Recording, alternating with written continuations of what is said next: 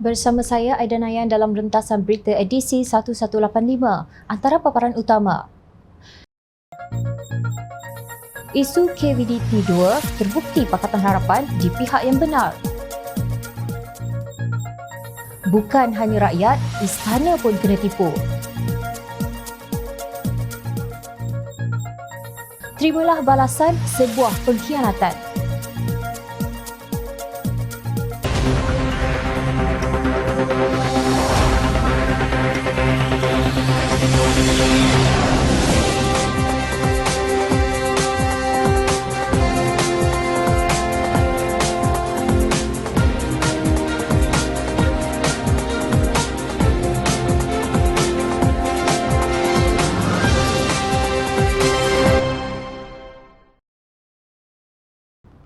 Assalamualaikum dan salam sejahtera. Presiden MCA Datuk Seri Wee Ka Siong selaku Menteri Pengangkutan telah membatalkan projek naik taraf landasan berkembar elektrik Lembah Kelang Fasa 2 KVDT2 yang dimulakan pada Disember 2017 bernilai 4.475 bilion ringgit melibatkan usaha sama kontraktor Daya Maju Sdn Bhd dan Lembaga Tabung Angkatan Tentera LTAT. Setiausaha Agung DAP Anthony Locke mendakwa Ka Siong mengetepikan kepentingan LTAT sehingga membawa kepada tindakan saman oleh Daya Maju Sdn Bhd LTAT, DM LTAT. Mengikut fakta kes pada 27 Oktober 2020, Daya Maju LTAT memfailkan saman terhadap kerajaan, Wee Ka Siong, Kereta Api Tanah Melayu Berhad KTMB dan Opus Consultants Malaysia Sdn Bhd berhubung penamatan kontrak KVDT2. Dalam penyataan samannya, DM LTAT antara lain menuntut ganti rugi dan memohon deklarasi bahawa keputusan menamatkan kontrak itu adalah tidak sah dan batal. Pertikaian tersebut timbul selepas Menteri Keuangan Tengku Datuk Seri Zafrul Abdul Aziz mengeluarkan senarai 101 projek bernilai 6.61 bilion ringgit yang dianugerahkan menerusi rundingan terus yang dakwanya berlaku semasa pentadbiran Pakatan Harapan pada 26 Ogos 2020. Katanya ia turut membabitkan projek KVDT2 bernilai 4.475 bilion ringgit yang diberikan kepada Daya Maju LTAT. 2 hari kemudian, Ka Siong mengumumkan bahawa tender berhubung KVDT2 akan dibuka kerana kos projek tersebut menerusi rundingan terus terlalu tinggi. Ketika perbahasan di Parlimen pada November 2020, Ka Siong berkata, keputusan kementerian untuk menamatkan surat setuju terima SST projek kepada DM LTAT dibuat selepas pertimbangan Kabinet. Beliau berkata tidak wajar baginya untuk membincangkan perkara tersebut secara terperinci kerana ia telah dibawa ke mahkamah. Bagaimanapun, saya menjangkakan syarikat berkenaan akan menggunakan saluran berbeza, termasuk melalui ahli politik untuk dijadikan sebagai isu sensasi, katanya. Anthony Locke selaku bekas Menteri Pengangkutan Pentadbiran Pakatan Harapan menjelaskan mengapa tender tersebut diberi kepada DM LTAT secara rundingan terus. Katanya projek KVDT2 bernilai 5.265 bilion ringgit dimulakan pada Disember 2017 ketika bekas Presiden MCA Datuk Seri Liao Tiong Lai menjadi Menteri Pengangkutan. Kerajaan Pakatan Harapan telah menamatkan kontrak tersebut pada Oktober 2018. Bagaimanapun, rundingan semula dengan syarikat dijalankan setelah mengambil kira implikasi perundangan selain pelibatan LTAT. Pada bulan Julai 2019, Jemaah Menteri bersetuju supaya DM LTAT meneruskan projek berkenaan pada kos yang diturunkan 15% daripada 5.265 bilion ringgit kepada 4.475 bilion ringgit 2 tahun kemudian. Tunggu punya tunggu, tiada pun tender terbuka untuk projek KVDT2. Akhirnya pada 13 Jun 2022, Mahkamah Tinggi diberitahu bahawa kerajaan memutuskan projek KVDT2 akan diteruskan oleh DM LTAT. Peguam Kanan Persekutuan Azliza Ali berkata perkara itu diputuskan semasa mesyuarat Jemaah Menteri pada 18 Mei lepas. Beliau yang mewakili kerajaan dan Ka Siong dalam kes saman DM LTAT memaklumkan demikian semasa pengurusan kes secara dalam talian di hadapan Hakim Datuk Lim Chong Fong. Projek KVDT2 diteruskan oleh Daya Maju LTAT dengan kos kontrak sebanyak 4.475 bilion ringgit dikekalkan dengan skop projek serta terma pelaksanaan dikekalkan sebagaimana yang dipersetujui dalam surat setuju terima pada 19 Ogos 2019. katanya lapor bernama. Anthony Locke berkata jawapan bertulis Parlimen Menteri Pengangkutan 3 Ogos membuktikan keputusan pentadbiran Pakatan Harapan sebelum ini mengenai projek landasan berkembar elektrik Lembah Kelang Fasa 2 KVDT2 tidak salah. Ini susulan kenyataan Kah Siong yang mengesahkan kerajaan melantik kontraktor yang sama dengan harga yang sama bagi projek itu. Maknanya tuduhan Kah Siong dan Tengku Zafrul Abdul Aziz adalah tidak berasas. Eat back your own words, telan balik air liur, kata Anthony Locke. Mereka cakap terlalu besar, kononnya juara open tender, PH yang bagi rundingan terus, harga terlalu tinggi dan sebagainya, tegasnya. Hakikatnya Wee Kah Siong kalah kerana tiada bukti Pakatan Harapan mensensasi perkara tersebut. Walhasil balik asal, 2 tahun subkontraktor rugi, pembekal rugi, pekerja kena buang, gara-gara menteri yang tidak cerdik hanya ingin menonjolkan kebejatan Pakatan Harapan. 2 tahun juga rakyat rugi akibat nikmat kemakmuran yang tertangguh kerana projek kemudahan awam tergantung. Semua gara-gara ingin menjustifikasi langkah Sheraton pada hujung Februari 2020 yang telah merencatkan banyak agenda reformasi yang ingin dilaksanakan oleh Pakatan Harapan. UMNO dengan skandal One Malaysia Development Berhad 1MDB dan kapal pesisir pantai LCS, MIC dengan Penjana Kerjaya dan MCA dengan KVDT2.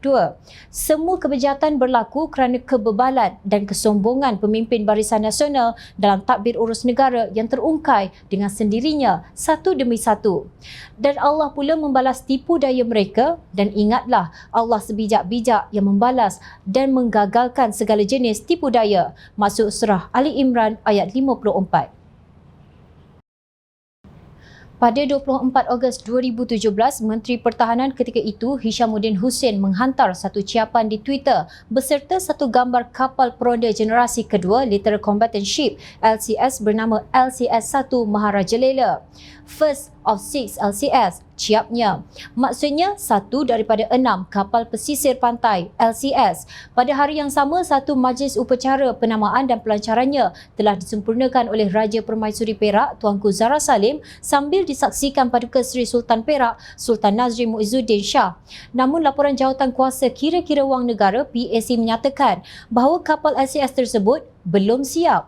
Telah didedahkan pada majlis tersebut sebuah kapal LCS yang diberikan nama KD Maharaja Lela yang telah siap dan dilancarkan di Pengkalan Tentera Laut Diraja Malaysia TLDM Lumut, yang mana hakikat sebenarnya adalah satu penipuan bukan sahaja kepada rakyat Malaysia, bahkan kepada institusi diraja kerana terheret sama ditipu dan dipermain-mainkan, kata Ketua Pemuda Amanah Negeri Perak Khairul Najib Hashim kemarin. Justru Pemuda Amanah Negeri Perak yang terkejut dengan pendedahan PAC itu mendesak Kerajaan Negeri Perak membuat satu laporan polis penipuan pelancaran kapal LCS tersebut yang melibatkan nama baik serta imej institusi diraja. Mereka mengharapkan tindakan yang sama juga dilakukan oleh Datuk Seri Dr. Zamri Abdul Kadir, iaitu bekas Menteri Besar Perak ketika itu. Penipuan tersebut jelas telah mencemar institusi diraja Perak, khasnya yang sewajarnya tidak berlaku, dan apapun penjelasan yang telah serta bakal diberikan tidak akan menidakkan majlis upacara penamaan dan pelancaran kapal LCS tersebut yang telah berlaku. Permohonan maaf secara terbuka juga wajar didesak dengan segera oleh pihak yang bertanggungjawab dahulu dan sekarang ini, tegas beliau.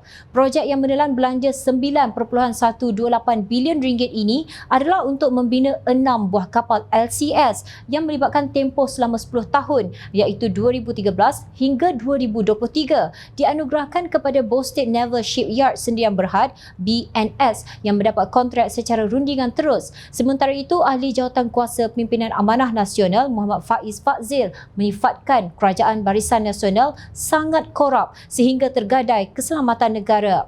Menurut beliau, pendedahan kebejatan projek LCS ini timbul dikala siasatan berhubung isu rasuah pembelian kapal selam Scorpene berjumlah 500 juta ringgit sedang berjalan.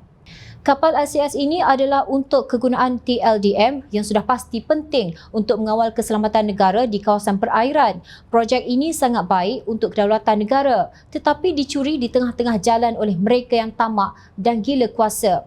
Malahan pelancaran kapal pertama LCS-1 pada tahun 2017 akhirnya terbongkar oleh siasatan PAC yang ianya kapal belum siap dan olok-olok. Katanya dalam satu kenyataan dipercayai merujuk kepada Majlis Upacara Penamaan dan Pelancaran kapal tersebut yang dihadiri oleh Sultan Nazrin dan Permaisuri Baginda.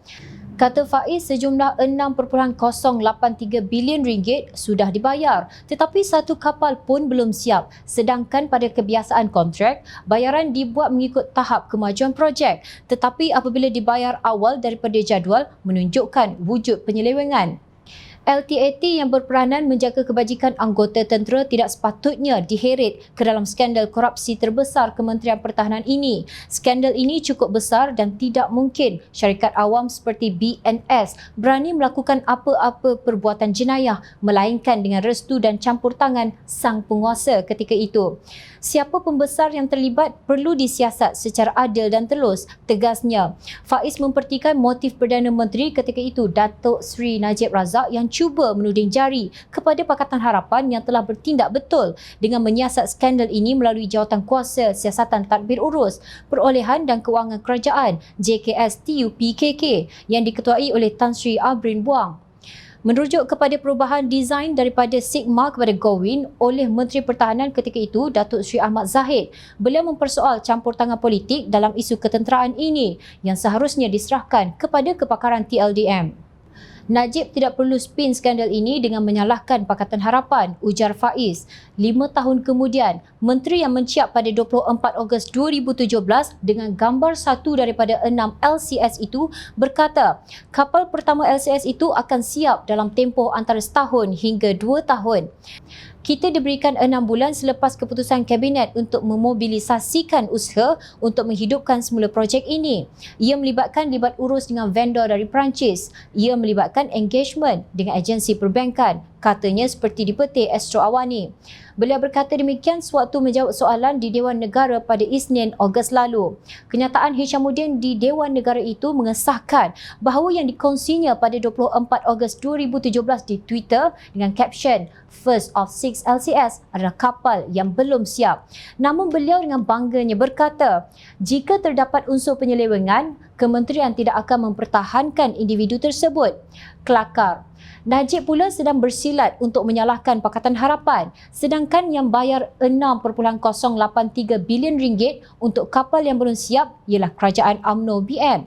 Pemimpin politik yang terbabit membakul sampahkan teguran Panglima TLDM Laksamana Tan Sri Dr. Abdul Aziz Jaafar adalah menteri-menteri kerajaan UMNO BM yang tipu institusi istana dengan tiang mas kapal olok-olok berharga RM400,000 juga kerajaan UMNO BN.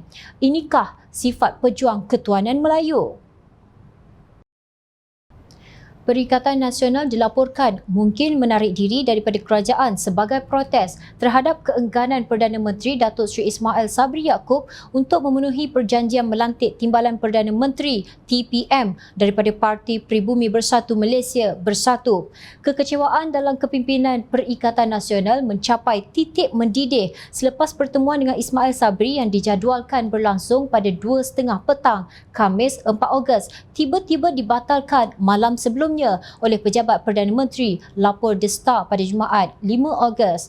Akhbar tersebut memetik sumber daripada Bersatu sebagai berkata, pertemuan yang dibatalkan itu akan menjadi usaha terakhir untuk menekan Ismail Sabri berhubung memorandum perjanjian MOA antara Presiden Bersatu Tan Sri Mahyadin Mat Yassin dan Naib Presiden UMNO itu sejurus sebelum penyerahan jawatan Perdana Menteri Malaysia pada Ogos tahun lepas. Delegasi tersebut terdiri daripada Datuk Seri Hamzah Zainuddin dan Datuk Seri Muhammad Azmin Ali Bersatu dan Datuk Seri Taqiyuddin Hassan serta Datuk Seri Dr. Ahmad Samsudin Mokhtar daripada PAS. Seorang pemimpin Perikatan Nasional dari Sabah dilaporkan berkata, pilihan untuk menekan butang telah dibincangkan pada mesyuarat seminggu sebelum itu, tetapi ia akan dikhaskan sebagai pilihan terakhir jika Perdana Menteri terus enggan memenuhi MOA. Hamzah yang juga Setiausaha Agung Perikatan Perikatan Nasional dikatakan melahirkan kekecewaan terhadap kekurangan keazaman dan komitmen Perdana Menteri untuk memenuhi syarat perjanjian. Bersatu mendakwa jawatan TPM telah dijanjikan kepada parti tersebut, namun UMNO nampaknya bertegas untuk mengabaikan tuntutan Bersatu itu. Malah Ketua Pergerakan Pemuda UMNO Datuk Dr. Ashraf Wajdi Dusuki dalam beberapa hantaran di Facebook menyindir ugutan Perikatan Nasional itu. PN mahu tekan button sebab desakan untuk jawatan TPM dan menteri lain tak diendahkan. Bila lagi? Jangan tunggu lama-lama, katanya pada 5 Ogos. Pada 6 Ogos pula beliau mengejek.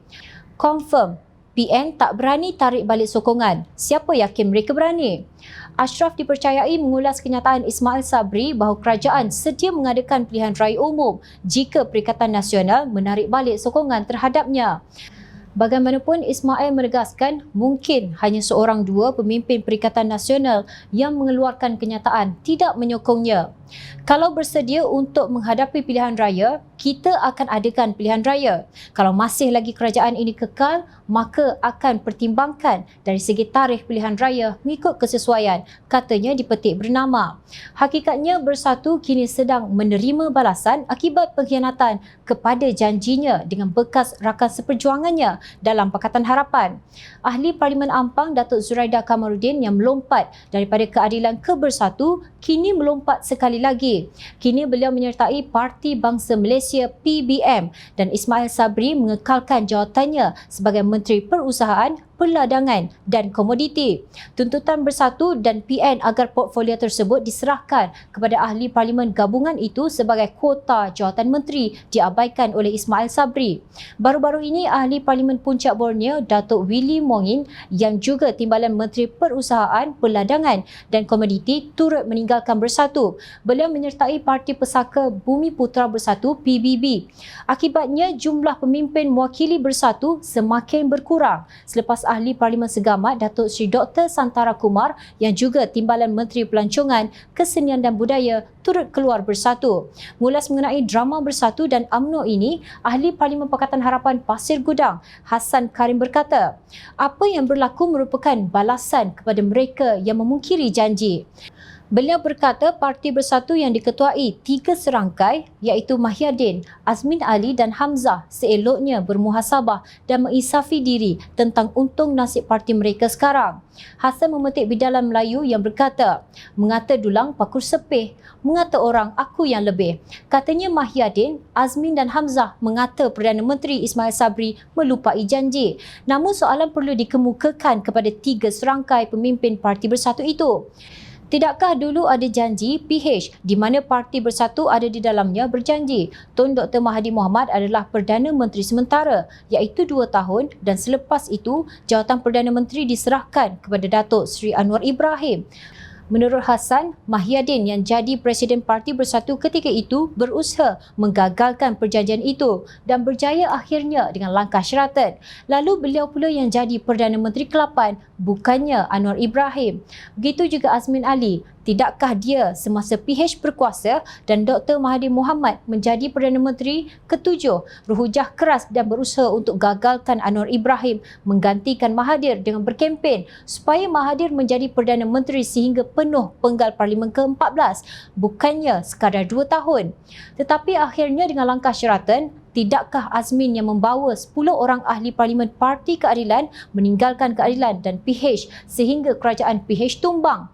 Tidakkah janji kepada Anwar Ibrahim dikhianati? Soalnya, Hassan juga mendakwa Hamzah bersekongkol dengan Tun Dr. Mahathir mengadakan Perhimpunan Melayu pada tahun 2019 sebagai satu usaha menggagalkan peralihan kuasa Perdana Menteri daripada pengerusi Bersatu itu kepada Anwar Ibrahim. Justru beliau mempersoalkan apakah moral yang ada pada Mahyadin, Azmin dan Hamzah untuk menuntut janji daripada Perdana Menteri Ismail Sabri.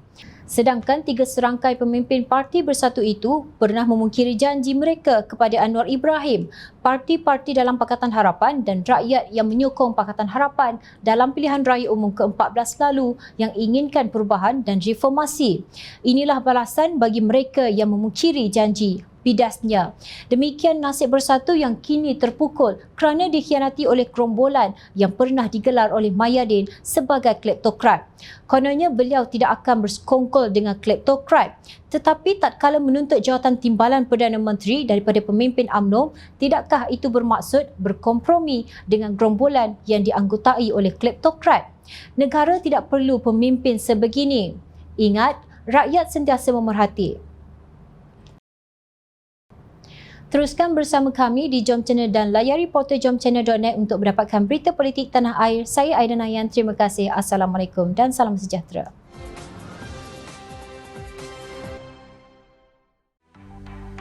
Mencari maklumat dan berita politik yang bebas, kupasan yang tepat, panas. Dapatkannya secara eksklusif hanya di Jom Channel. Komitmen kami, rentasan berita Isnin hingga Jumaat. Berbicara dan isu semasa, kami garapkan secara langsung. Panel-panel berkaliber dan profesional. Interaktif, pandangan anda kami raikan. Jangan lupa bersama kami di setiap hujung minggu dalam edisi khas mingguan. Jom Channel, moving forward, sharing a new experience.